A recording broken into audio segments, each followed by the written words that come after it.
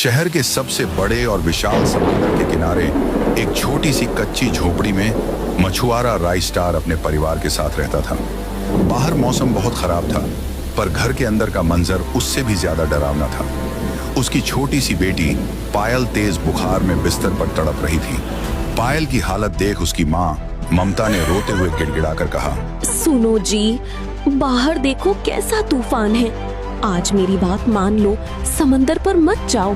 अपनी बच्ची की हालत देखो, क्या तुम किसी के आगे हाथ नहीं फैला सकते? गांव की मुखिया के पास जाओ, उनसे थोड़े चावल मांग लो। क्या अपनी औलाद के लिए तुम इतना भी नहीं कर सकते? राइस्टार ने अपनी मुट्ठी कसी और भारी आवाज में कहा, नहीं ममता, मैं अपनी फूल जैसी बच्ची को भीख के टुकड़े नहीं खिलाऊंगा। मुझे अपनी मेहनत पर भरोसा है और मेरी मेहनत एक दिन रंग जरूर लाएगी। मेरा उसूल है कि मैं दिन में सिर्फ 3 बार जाल फेंकता हूँ। अगर आज मेरे उसूल हार गए तो मैं खुद को कभी माफ नहीं कर पाऊंगा। ममता उसे रोकती रही, पीछे से आवाजें देती रही, लेकिन राइस्टार तेज हवाओं और बारिश को चीरता हुआ समंदर के किनारे जाने लगा। ममता को इस बात का डर था कि इस मौसम में राइस्टार के साथ कोई अनहोनी ना हो जाए। राइस्टार किनारे पर पहुंचा और समंदर की ओर देखते हुए चिल्लाकर कहा, ऐ समंदर, आज मेरी बच्ची की भूख का वास्ता है तुझे। आज मुझे खाली हाथ मत लौटाना। उसने पूरी ताकत से अपना पहला जाल फेंका।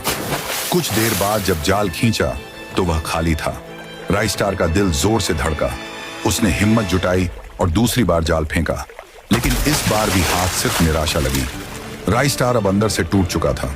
वह आसमानी बिजली की कड़कड़ाहट के बीच बोला, है समंदर, क्या आज तूने भी मुझसे मुंह मोड़ लिया? मेरी पायल घर पर दर्द से करा रही है और तू मेरी परीक्षा ले रहा है।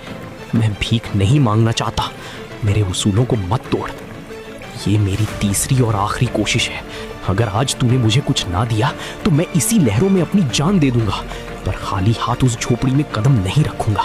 इतना कहकर कांपते हाथों से उसने अपनी आखिरी उम्मीद, वो तीसरा जाल समंदर की गहराइयों में फेंक दिया।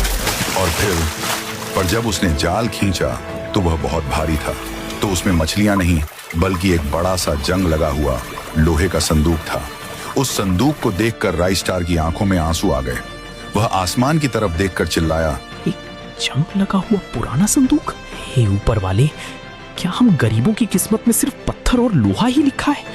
मेरी बच्ची वहां दाने दाने को तरस रही है और तूने मुझे ये कबाड़ दिया है। तभी अचानक एक जोरदार धमाका हुआ और उस संदूक के अंदर से एक विशाल और खौफनाक जिन्न प्रकट हुआ। उसकी हंसी से पूरा समंदर कांप उठा। जिन्न ने गरजते हुए कहा, सदियों का इंतजार खत्म हुआ।